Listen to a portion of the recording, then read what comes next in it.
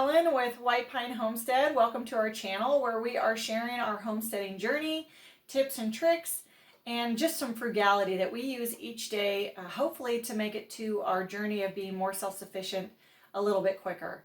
So this video is about rendering lard. I have a ton of lard that needs to get done, as you can see right here. I have been putting it off maybe just a tad. We butchered our hogs in November. Then when the holidays came and I just didn't want to mess with them, and I just recently got back from traveling up to see my father in Alaska where he turned 80. He did not know I was coming. I got to surprise him, so that was a nice gift to be able to do. And yeah, so we're back and we need to get back on track with everything. I know pretty much since the holidays, I think I've only done one other video. Hopefully that won't be the case from here forward, and you'll be getting some content from me every week. So without further ado, rendering lard.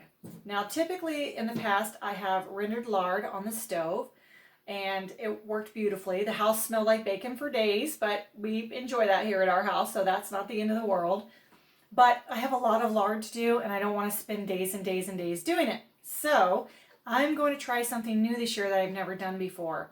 I know people that have rendered lard in crock pots before. I've not personally done that. But I'm going to do something very similar. I have this very large electric roasting pan that I use. Sometimes I make big batches of applesauce in it. I use it for making big batches of whatever. If I set this at 200 degrees, and that's about the same as a low setting on a crock pot, and I'm going to put all my lard in here. I think it will all fit. We're going to find out. And if it does, well, this will be my new favorite thing. I have a feeling, because it will be very time saving, because I can literally set this and let it render overnight and then strain it the next morning and do all that lovely stuff. So we're going to find out. We're going to give it a shot, and you can come along for the journey. So first thing I'm going to do is get all this lard cut up. Basically, I'm going to cut it all up into about 1/2 inch, little chunks. It's cut up some now, but smaller. It needs to be smaller. The smaller, the better. And then we're going to get it all in there. We'll show you when that's done. And yeah, we'll see you in a little bit. Thanks.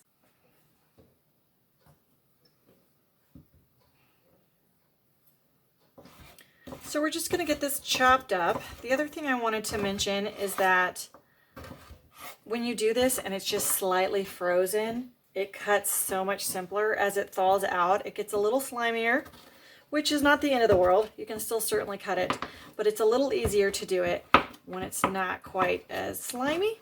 So we're going to probably end up doing a little of both, because it's going to thaw out as we go, as it's supposed to.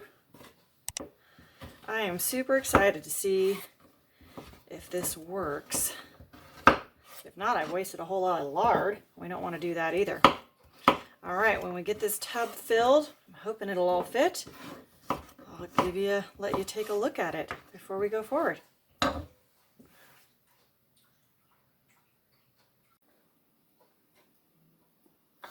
Ruth Mary just came in from outside, and she wanted to help as well, so we've got her set up on her card, or on her cutting board. Ruth Mary, keep your fingers out of there. Slow, slow. My little helper. Hey everyone, it's the next day, and our rendering lard has gone really well. I think it's been actually about 24 hours, which took longer than I expected to. But then I got to thinking, it said, for 1 pound in a crock pot, when people do it that way, 1 pound, it takes 2 hours, and I put a lot of fat in here. I did not pre-weigh it, but then I thought, well, if it was 10 pounds, which I think it was more than that, 10 pounds would have been 20 hours, so I'm not surprised at all. So let me take you down here to take a look at it, how it went in the roasting pan. I'm pretty happy with how it turned out, and I've had my stove free, which has been huge, because I'm also cooking and doing normal life. I've also got both I have double ovens going with bones that I'm getting ready. I'm roasting them from the pigs so that I can make bone broth. So I have a lot going on. So I was really hoping this would work out and I could get all my fat rendered this way and lessen, not take up my stove and so forth. Anyways, let me take you down here and take a look at it, and you can see for yourself. All right. I think it looks pretty good. I'm pretty happy with it. Let me get my my thing here. And yeah, I think it has done really well. I've got to get all the little tidbits out of here, but there's no more white left. All I have is some browns, basically, and that's, I mean, I guess I have some that are just a little less, but I cooked them extra long just to make sure that I really felt I was getting it all done. I'm feeling pretty good about this. So I'm going to get these out and start working on that. Here we go. So we're just going to start scooping this out and getting the stuff we don't want anymore out of here. And try and save as much of the lard as we can. Once I get all this out, I will strain the fat. I like to strain it through a cheesecloth into my jars. And then just let it cool. I'm going to use some, in the past I've just used my canning jars, but because those are such a hot commodity right now, I don't want to use them.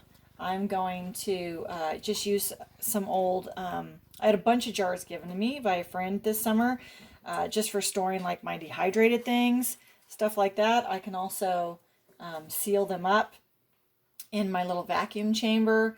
I can reseal those. And then I have a refrigerator that my sister-in-law and my brother-in-law gave us last year out under my carport, and all of this lard goes in that refrigerator. So I'm super excited because soon I'm going to make some soap, and then I'll have this fat for when I want to make candles, because you know, you need some kind of a fat basically to do candles. Whether, I know some people just use like Crisco, or you can use coconut oil, or really whatever kind you want. I'm going to use lard because I have a lot of it. So I am super excited about that. All right, well, I'll get this done and then I'll show you just what we're doing in our jars. Okay. All right, we have the majority of that scooped out, and now I'm actually set up. I have a pourable bowl here, a bowl with a little spout there that I thought would be nice to use, and then I'm just using this large strainer on top of it. And then I have some good quality cheesecloth. Now you could use a cheesecloth you buy at the grocery store. You just need to double, probably quadruple it up multiple times to get it to do well. And I bought a little more expensive quality one because I can really rinse this out well in hot water, and then I can wash it after that. And so I reuse these. So I'm going to pour this into there to get the last bit of tidbits out of there. And then whatever's left in there, I'm actually going to squeeze to get out more of the oil, of the lard, and keep as much as I possibly can. And before we start our next batch in here. So I'm not sure how much I can do of this at a time. We'll just start pouring and find out how far or how quickly it's going to strain, or how many cups I've got, because I've only got an 8-cup. An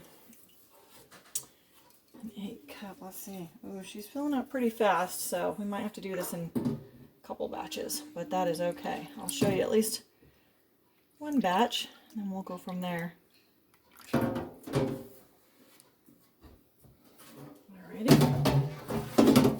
pretty happy with how this is going. Okay, and then I'll do a scoop of these instead of just the end of those. I'll take a scoop of these ones that I scooped out, and I'm going to put it in there. And hopefully these have cooled off enough that I'm not going to burn my hand. We'll find out. And then we'll take these up and we will just squeeze more fat out. Now, I've never done this part before. In the past, I've just rendered the lard, threw away the cracklings, and was left over with what, you know, whatever I got. But the kids and I are doing a homeschool curriculum this year called The Playful Pioneer. And we're just finished the first book today, Farmer Boy. It's based on the Little House on the Prairie series.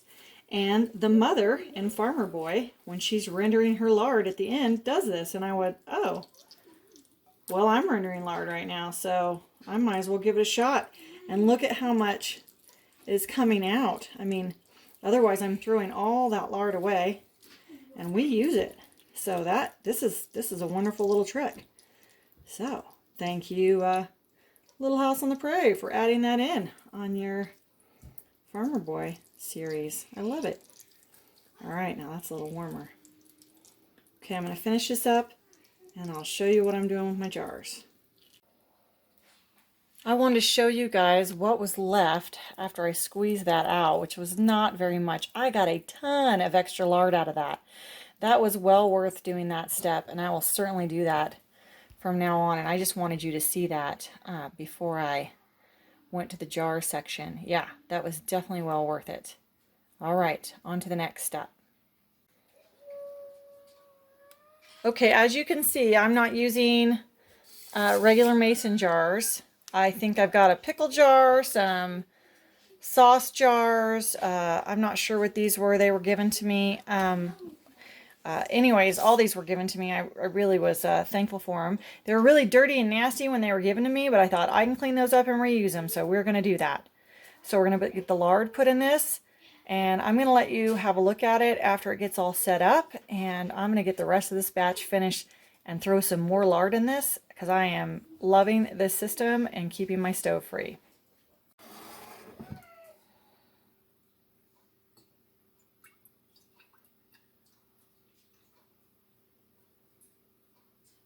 Yeah, that looks beautiful. That is wonderful. Curious on these ones, because when you do it in a canning jar and you put a canning lid on it, it will self-seal itself. Okay, so that won't fit. You'll just pour carefully. And these can be resealed in a seal chamber that I have, but I'm wondering if the heat of this lard will seal it on its own like it does with a regular canning lid. So that's another part of this experiment that we are going to find out here very shortly. So in case they do seal, I wanted to show you ahead of time that obviously these are not sealed jars. They are just, jars that would be used, to do your dried goods or whatever. And I'm just going to see if the lard will naturally seal them. I have no idea. This is a complete experiment, and when it's cooled off, we will check these out again. Well, here's our finished lard. It's almost finished setting up. It's not quite there, but this is from the first batch. We've got 2 more batches to go, but I want to show you, I thought this was kind of neat. These guys sealed. Now, if I had a root cellar, just a nice cool area to keep this in, these are really shelf stable and I could just stick them there. But then this one sealed, but this one that's not full didn't. Well, it really didn't. So, and I'm going to add to that jar anyways. But anyways, they're going to go in our refrigerator, but they would be perfectly shelf stable in a good climate, not too hot and not too cold for quite some time.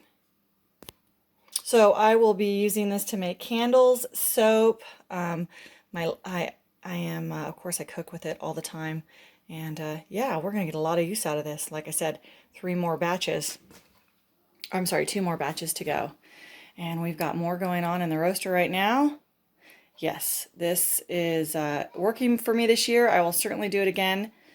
Not positive that I'll do it this way every year, but with all the other things I got going on in my kitchen, this just really worked this year.